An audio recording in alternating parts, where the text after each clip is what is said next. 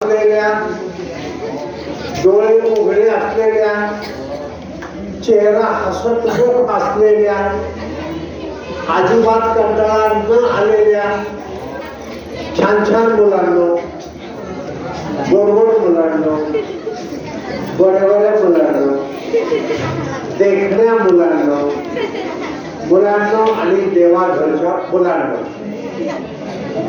व्यासपीठावर आज आपण बरोबर नाही करायची, काहीतरी तो लक्ष ठेवा.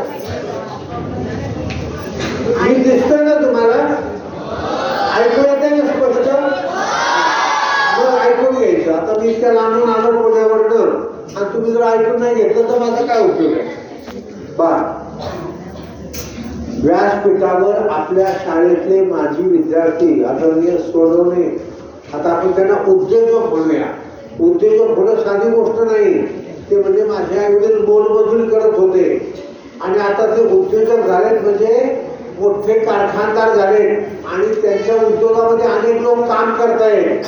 म्हणजे एवढं मोठं समाजाचं देशाचं काम त्यांनी केलं आणि आपल्या शाळेमध्ये शिकले. म्हणजे तुम्हाला असं मोठं होता येईल. नोकरी करणारे अनेक असतात, नोकरी देणारे आपण झालं पाहिजे, हे महत्वाचं आहे. व्यासपीठावर बाबरबाई आहेत, यादव सर आहेत, पवार सर आहेत, तुम्ही सगळे छान छान मुलं आहात आणि तुमच्यासमोर मी उभा आहे. यांनी आता सांगितलं सोनवणे सरांनी, आता शाळेसाठी काहीतरी करण्याची वेळ आलेली. ही गोष्ट चांगली आहे. मला सुद्धा असं वाटतं सोनवणे सर, मी आता 1 वर्षाचा त्या 10 जानेवारीला होणार आहे. मी बेलसर नावाच्या एका छोट्याशा खेडेगावामध्ये शिकलो 11वी पर्यंत. आता मला असं वाटतं आपल्या आयुष्यात कितीच राहिलं. मग मी समाजासाठी करतो, मुलांना गोष्टी सांगतो, पण मला असं वाटतं माझ्या शाळेसाठी काहीतरी करावं. मग मी शिकल्या आणि माझं मुलं बोलतायत बरं नसेल तर सर, ते बघ ना मुलं बोलतायत मुलं ऐकत नाही. फारसे दूर आहे ना, ऐक जरा ऐका ना मुलांना. मी इथे मला त्यांचा आवाज येतो. आता बोलणार नाही ना, ताळ वाजवा सगळे. मला असं वाटतं आपल्या शाळेसाठी आपण काय करावं. तो माझा थोडा भाऊ गावी राहतो, त्याचा मुलगा आहे, म्हणजे माझा पुतण्या. त्याला म्हणलं मुख्याध्यापक कोण आहे, त्यांचा नंबर घे, नाव घे. मी त्यांना फोन केला. माझ्याकडे घरी आम्ही हे जे दिवाळी अंक काढतो ना, बालकुमार दिवाळी अंक, असे जुने दिवाळी अंक, या वर्षीचे, गेल्या वर्षीचे, त्याच्या गेल्या वर्षीचे असे दिवाळी अंक आहेत. मला बरीचशी पुस्तकं मिळतात, लोक वाचायला मिळतात, ती माझ्याकडे भरपूर आहे. तर मी आमच्या मुलाला म्हटलं आपण एक दिवशी गावी जाऊ आणि तिथं मुलांच्या समोर बोलू, मला बोलायला आवडतं, आणि ती पुस्तकं देऊया. आता आमच्याकडे 4 चाकी गाडी, पण मला गाडी नाही चालवता आहे. ड्रायव्हर ठेवायचा तर तो म्हणतो की 1,500 रुपये घे. तो मुलगा म्हणाला आपल्या सोयीने आपण जाऊया, तो आहे डॉक्टर, ते क्लिनिक सोडता येतं. मग एक दिवशी मी तुमच्या बरोबर येईल आणि मग तुम्ही ती पुस्तकं द्या, तुम्हाला या मुलाची बोलायची बोला, शेतामध्ये चक्कर मारून आपण माघारी येऊ.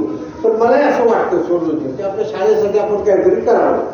मी काय करू शकतो मुलांसाठी. मी सगळ्या महाराष्ट्रात फिरतो आणि गोष्टी सांगतो. गोष्टी तरी का सांगतो, आपल्याकडे काही फार पैसा द्यायला नाही, पण साने गुरुजींनी असं म्हटलंय, तरी मनोरंजन जो मुलांचे जडेल नाते प्रभूंची तयाचे.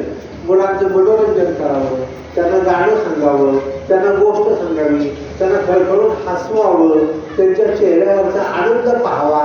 याच्यात आनंद आहे का नाही? आनंद आहे. आणि मग मी भाषण करणार नाही. भाषण म्हटलं की पोरं कंटाळतात, जांभळ्या जातात. मी एका शाळेत गेलो तर एका पोराने माझ्याकडे आळस दिला. आता तुम्ही सांगा, 150 किलोमीटर प्रवास करून आलेला व्याख्याता त्याच्या समोरच्या पोराने अशी जांभळी दिली, त्याला बोलावंसं वाटेल का? तो आता हळूच दिली गेली जांभळी, खरं सांग. पोरं कंटाळतात लवकर, म्हणून मी ते भाषण फार करत नाही. आणि पोरं मराठी म्हणून काय भाषण करतात, डोकं उठलं. गोष्ट सांगायची, गोष्ट सांगू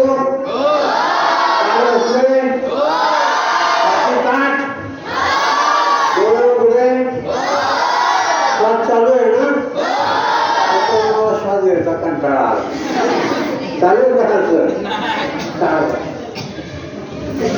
आपण मराठीमध्ये एक वाक्प्रचार वापरतो बा, हे बाजारी तुझी बडबड, बाजारी तुझी पोपट पंची, असं म्हणतो का नाही?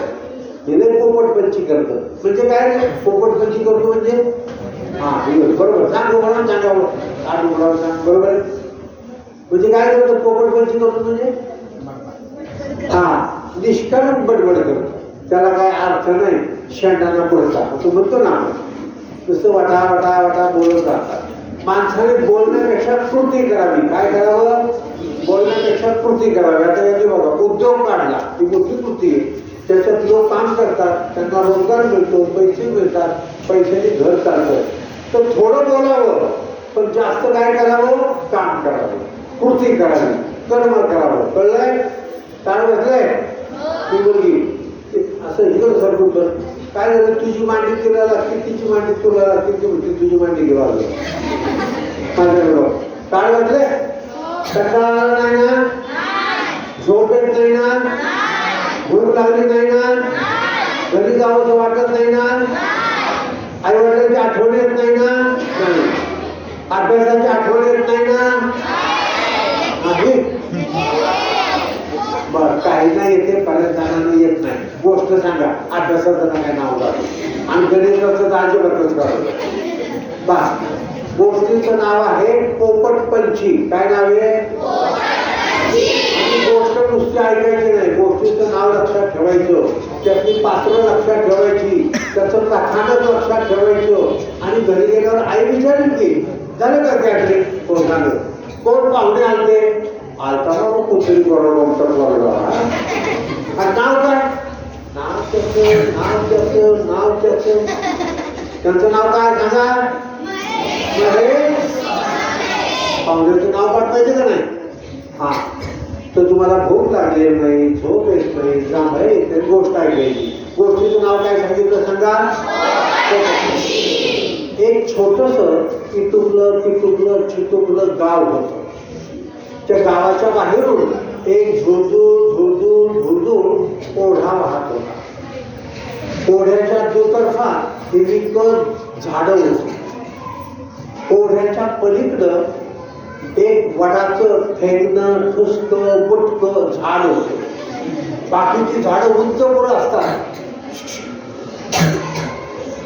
पण हे झाड थोडस बुटकच होतं पण त्याचा पर्णसंभार भरपूर होता. कोणतरी बोलतोय तिथं. त्या झाडावर एक पोपट राहत होता. कोण त्याला सगळेजण म्हणायचे राघू राघू राघू. हा काय म्हणायचे त्याची पोप त्याची चोच कशी होती लाल बुंद होती. रंग कसा होता पोपटी हिरवा होता है का नाही. आणि तो बोलायचा कसा मिठू मिठू मिठू मिठू मिठू मिठू बोलायचा. मग पोपट मोठा झाला त्याचं वय झालं आणि मग त्यांनी लग्न केलं. त्याच्या बायकोचं नाव होतं पोपटी. पण सगळेजण म्हणायचे ही त्याची महिना ही त्याची महिना तो त्याचा राघू तो त्याचा राघू. अशी ही राघू महिन्याची जोडी त्या झाडावर सुखेदेवर राहत होती. आणि आजूबाजूला पोटाला काय लागतं का नाही मग आजूबाजूला ते शेतामध्ये जायचे आणि चारा खायचे. म्हणजे कुणाचे मक्याचं झाड हे असेल शेत तर त्यातले मका खायचे मक्याचे दाणे खायचे. पुन्हा जर टोमॅटोचे शेत असेल लाल नंतर टोमॅटो खायचे डाळिंब खायचे. नंतर मग मिरच्या खायचे हिरव्या हिरव्या आणि त्यांचं तोंड नाही भाजायचे बरं असं बसतो. आणि पोट बी भरलं की संध्याकाळी तो राघू त्या झाडावर यायचा. महिनाभर पोट भरले की त्या झाडावर यायचे. ते त्यांचं घर होतं ना. संध्याकाळी आपण आपल्या घरी जातो का नाही तर ते त्यांच्या घरी यायचे म्हणजे त्या झाडावर यायचे.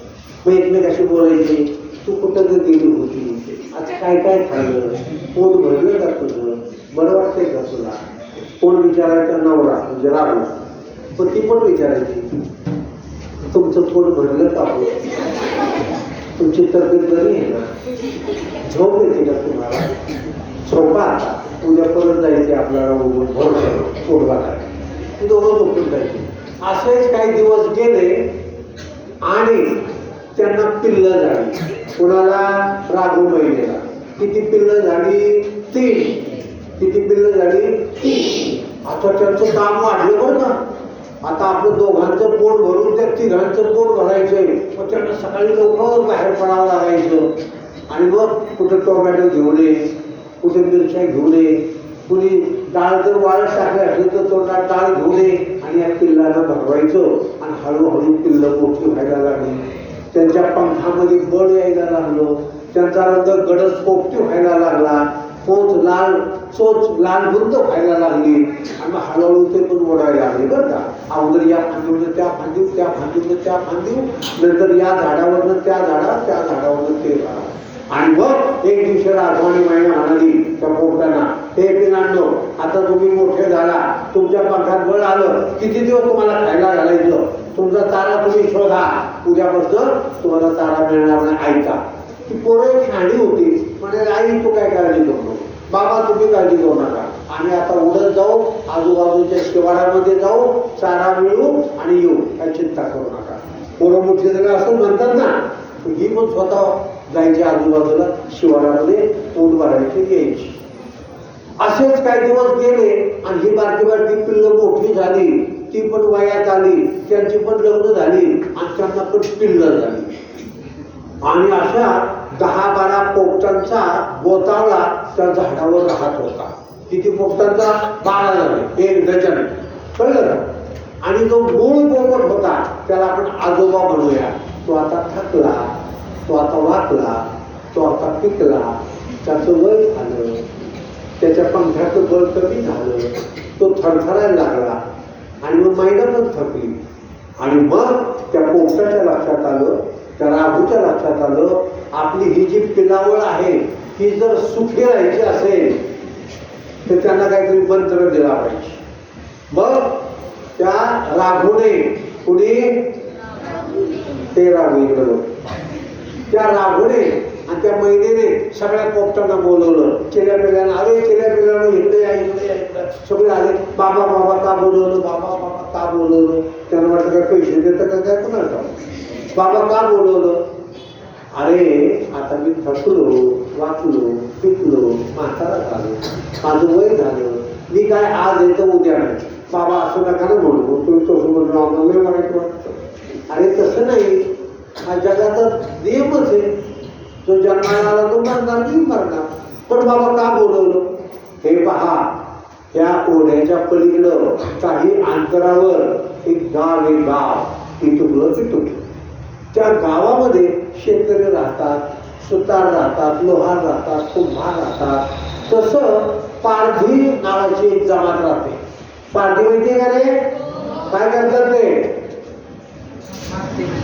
पारधी जाळं टाकतात आणि पक्षी पकडतात आणि विकतात आणि पैसे मिळवतात. ते म्हणाले या गावामध्ये 2 पारधी राहतात, त्यांच्याकडे जाळं आहे, ते झाडावर जाळं टाकतात, पक्षी पकडतात, पिंजऱ्यामध्ये ठेवतात, शहरामध्ये जातात, ते पक्षी विकतात, शहरातले श्रीमंत लोक ते विकत घेतात आणि बांगल्याच्या पुढे पोस्टमध्ये टाकतात. मग आम्हाला काय सांगतात. तुम्हाला हे सांगतो की सावध राहा, पारधी येईल, जाळं टाकील, फसायचं नाही, उडून जायचं. म्हणजे बाबा हे सोपं आहे, आपल्याला नाही लक्षात. काय लक्षात राहील म्हणावं सगळे एका तालात सुरात म्हणा, काय लक्षात राहिलं. तो ती सगळी पिलावळ म्हणायला लागली, पारधी येईल, जाळं टाकील, फसायचं नाही, उडून जायचं. म्हातारा पोपट म्हणाला, वा वा वा, आपली वंशावळ चांगली आहे, हुशार आहे, लक्षात राहिलं त्याचं. पण नुसतं लक्षात ठेवायचं नाही, पाठ करायचं. म्हणजे हो, शाळेमध्ये जसे पाठ करतात, सूत्र पाठ करतात, तसं आम्ही पाठ करू. आणि सकाळ संध्याकाळ रियाज सुरू झाला, पाठांतर सुरू झालं. सगळे सकाळी सकाळी उठले ना की 7 वाजता त्याचा एक मोठा पोपट होता, तो सगळ्या रे चिले गेला, चला इकडे या, आजोबांनी काय सांगितलं, चला 1 2 साडे 3 सुरू.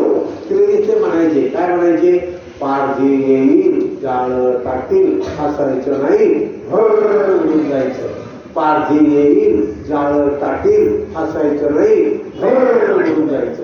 पारधी येईल, जाळं टाकील, हसायचं नाही, उडून जायचं. आणि तू पाठ झाली घेऊ. संध्याकाळी सुद्धा सगळं शेतातलं शिवारातलं फिरून आलं, पोटबीट भरलं, सायंकाळ झाली, अंधारून यायला लागलं की तो मुख्य पोपट म्हणायचा, चला चिरापिलांनो शिकवणी सुरू, 1 2 साडेमागे 3 सुरू. आजोबांनी काय शिकवलं? पारधी येईल, जाळं टाकेल, फसायचं नाही, उडून जाईल. आणि तो म्हातारा पोपट आणि ती पोपटी महिना छान पैकी ऐकायची. वा वा वा, चांगलं पाठांतर केलं. आता काय आपल्या वंशावळीला धोका नाही पारध्यांपासून. असेच काही दिवस गेले. म्हातारा पोपट जास्तच थकला, फार वाकला, त्याला बाहेर जाता येईना. त्याची पोरं त्याला आणून भागवायला लागली. त्याचं वय झालं आणि एक दिवशी त्याने मान टाकली आणि तो देवाघरी गेला. महिन्याला फार वाईट वाटलं. महिने म्हणाली, ते गेले वर, मी राहिले खाली, मी तरी जगून काय करू? मला जगावंसं वाटत नाही, खावंसं वाटत नाही, प्यावंसं वाटत नाही. आणि मी एक दिवशी महिन्यापूर देवाघरी गेली. पोरं ढसा रडली. आई नाही, वडील नाही. वाईट वाटलं का नाही? पोरके झाले. पण असेच काही दिवस गेले आणि ते सावरले आणि म्हणाले, आजोबा नाही, आजी नाही, पण त्यांचा उपदेश आपल्याला माहिती आहे. रियाज सोडायचा नाही, शिकवणी सोडायची नाही, पाठांचं सोप करायचं. त्याला सगळे जमा आले का? त्याला सुरू करा. आजोबाने काय शिकवलंय? 1 2 साडेमागे 3 पारधी येईल, जाळ टाकील, फसायचं नाही. म्हणा, पारधी जाळ फसायचं. सगळे पोपट तयार झाले आणि मग असेच काही दिवस गेले. आणि एके दिवशी त्या छोट्याशा खेडेगावाच्या बाजूने 2 माणसं एका पोपटावरून झाडावरती येताना दिसली. तो वाचताना म्हणला, अरे अरे बघा ती माणसं आपल्याच दिशेने येत आहेत. दुसरा म्हणला, हो हो हो, त्याच्या हातामध्ये काहीतरी गोळा केलेलं बहुतेक जाळं दिसतोय. तिसरा म्हणला, अरे हे पारधी दिसत आहे. चौथा म्हणला, हे जाळं टाकतील आणि आपल्याला पकडतील. 5वा म्हणला, घाबरायचं नाही, आजोबांनी शिकवले आपल्याला, सुरू. आणि सगळे जवळ आले, म्हणायला लागले, काय? पारधी जाळं फसायचं, असं सगळे म्हणायला लागले. हळूहळू पारधी जवळ आले, त्या वडाच्या झाडाच्या जवळ आले आणि त्यांना आवाज आला. एका तालात, एका सुरात, एका लईत. काय आवाज आला? पारधी येईल, जाळं टाकेल, फसायचं नाही. त्या पारध्याने ऐकलं. झाडावरचं काही अंतरावर असताना तो एक पारधी म्हणला, काय हुशार पोपट आणि ते आपण यायची त्यांना चाहून लागली. प्रत्येक असं म्हणताय, पारधी येईल, जाळं टाकेल, फसायचं नाही, भरून जायचं. हे बहुतेक जाळं टाकलं तरी पोपट आपल्याला सापडणार नाही. आपण झाडाच्या जवळ जाईपर्यंत सगळे उडून जातील. दुसरा शहाणा पारधी होता. तो काय म्हणाला, अरे हे काही खरं नाही, ही यांची पोपटपंची, ही यांची बडबड आहे, ही यांची मूर्ख बडबड आहे. हे कृती काही करत नाही, ऍक्शन काही घेत नाही, कर्म काय करत नाही, तोंडाची वटवट चालू असते. असं दुसरं म्हणला. तो शहाणा होता, अनुभवाने संपन्न होता. दोघं अगदी जवळ आले, अगदी जवळ आले, झाडाच्या जवळ आले तरी पोपट उडून गेले नाही. त्यांची शिकवणी चालू. एका तालात सुरात काय म्हणताय? पारधी जाळं फसायचं.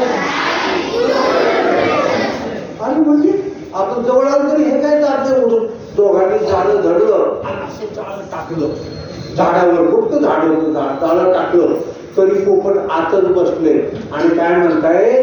पारधी येईल, जाळं फसायचं. आता दुसऱ्या दोघांनी काय केलं? मग जाळं ओढायला सुरुवात केली.